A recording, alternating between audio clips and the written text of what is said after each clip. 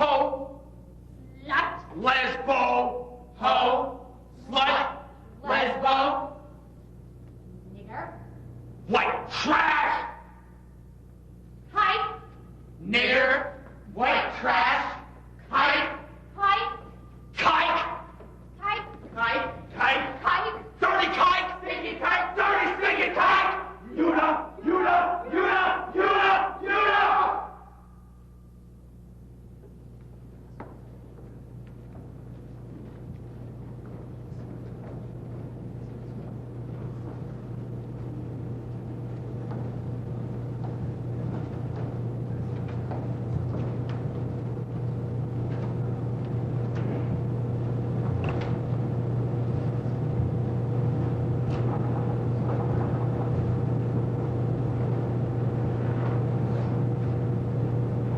Boys and girls, parents, fellow teachers, it's a rare privilege to stand in the presence of history. Your hair looks very pretty today. Thank you. And I love your new suit. Thank you, but who invited you? You did. It's an even rarer privilege to be in the presence of someone who walked out of hell. Why are you willing to talk about it? Why are you here? Today is the beginning of what? The beginning of what? The beginning of hope, of healing. Boys and girls, parents, fellow teachers, I present. Go away. No. It's not night. You only come at night. That's the only time you let me in. To steal my sleep and haunt my dreams? But they can't see you. They can't even hear you. But you can, if you want to. Please join me in welcoming a generous woman, a woman of great courage. Courage? I'm scared to death. I want to go home. You've been running for too long, and I'm tired. I just want to sit in my kitchen. If anyone lives, let him tell the world. Remember? Please join me in welcoming a woman who fought back and survived. Survive? How am I going to face? They're not the Nazis, you know. Not the Nazis, I'm afraid of. Then who? You wouldn't understand. Every time there's something you won't admit, you bury me under excuses. Well, not today. I'm strong today. There is no escaping today. But they won't believe me? They're kids. But they're not Jewish. So? Jews have cornered the market on honesty? What about their parents? Just talk to the children. They're your last hope.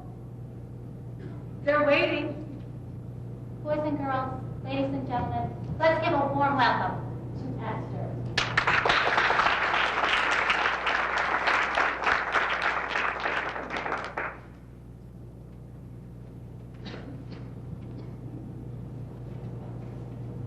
One day, more than 50 years ago. I can't hear you.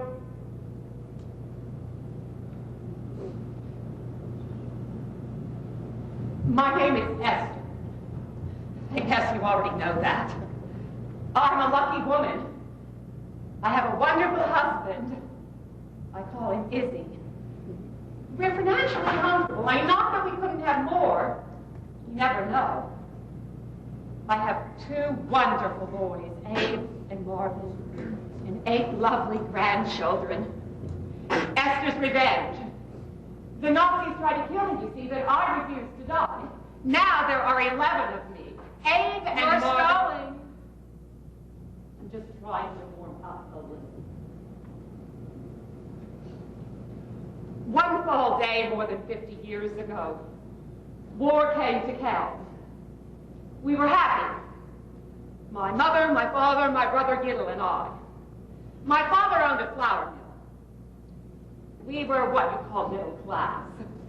I went to Catholic school and Hebrew school. I had just turned 18 and I had started business school. Get on with it. I have to go at my own pace. At this rate, we'll be here for breakfast. My mother had lived through war before, so I asked her, what's war like?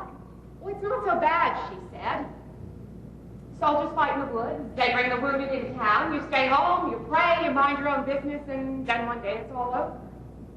My father began hiding sacks of flour and sugar in the attic when the fighting was still far away. Then one day the Germans began shelling Kelm. We ran and hid in the field. The corn had just been cut, and the stubble had scratched my leg. The first blood of World War II. I said the first blood of World War II. the Germans wasn't so bad. There were no beatings or murders. And then one day the Germans just jumped in their trucks and left. And the Russians came and things got better.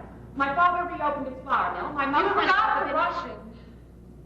Yes, you know, I haven't thought about the Russian in years. You could try listening to me, you know. Who knows, you might learn something. You could try showing a little respect. You may be younger, but that does not make you smarter. I never said I was smarter. You're acting like it. I was there, remember? Well, you don't trust me? Is that why you're here? Yes and no. So you think I'm going to make things up? I won't let you make things up. And what, a liar? I never said you lied. Then what are you That saying? you conveniently forget. It's what you won't remember that bothers me. And you're going to help me? Yes. By interrupting me every time you feel the urge? Yes. Well, thanks for nothing. Can I go on now? They're waiting. Don't forget the Russian. A Russian officer lived with us. A nice man. One day he told my mother that the Russians were leaving. The Germans are coming back. We'll survive. I'm not so sure. You better follow us into Russia. Why? Your husband can find a job. Esther and Neil can continue school. You'll be okay. Why should we run? We haven't done anything wrong.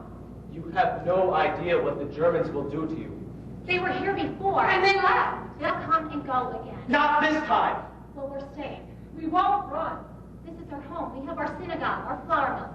We'll be fine. We won't run. There was no way to know how right the Russian was. No history repeating itself. No news of what was happening in Germany. No one had any idea. Nonsense. Yes, nonsense. We should have known. How? There were always pogroms. Yes, centuries ago in Russia, in small communities, never in town, never against all Jews, never with a master flag. We were asleep. We were at peace. We got along with our neighbors. The German soldiers weren't so bad the first time. We let our guard down. We were living our lives. We still should have known. How? Tell me. We should have seen it coming. How? Tell me how. We couldn't hear it, we couldn't smell it, we couldn't taste it, we couldn't feel it. We should have fought back. Pardon me. How do you think I got? I'm not talking about you. I'm talking about them. Them? You mean the millions you didn't see? How do you know they didn't fight back? You were behind a barbed wire fence, and so does your remember. I saw enough to know. Those who fought back are dead. All memory is buried with them. Well, maybe. You're talking about 6 million Jews. There are no maybe. Let the historians figure it out. Historians? Why do you think I'm doing You this? tell me. Because historians wear blinders. They can't even find something more on there. And what's to find a plaque and a statue? It's not what's there, it's what happened there. 1 million Jews. Look, I have to set the record straight because if I don't, no one will.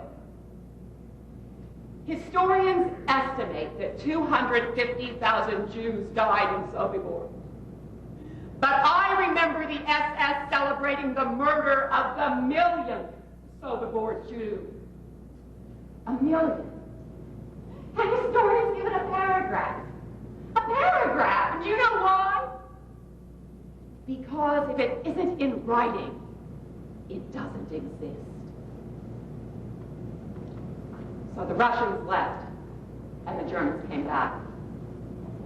Before we could organize, they rounded up all of our leaders, rabbis, teachers, doctors, and marched them out of town. Not hiding, then tell them about Mama. At first, we lived in our own Tell house. them about Mama. They won't understand. What's not to understand? It's too complicated. No. The only person in the world who can or won't understand is you. Do you still blame her? I never blamed You never really understood her. Now you think they won't either. They're children. They'll understand because they're children. Tell them. Mama was never the same again after my father's murder. She lost her will to live. She gave up. There. Are you happy now? It's a step. Your mama knew what we didn't, what we could not grasp. She knew that the only thing that awaited her was death. Do you forgive her?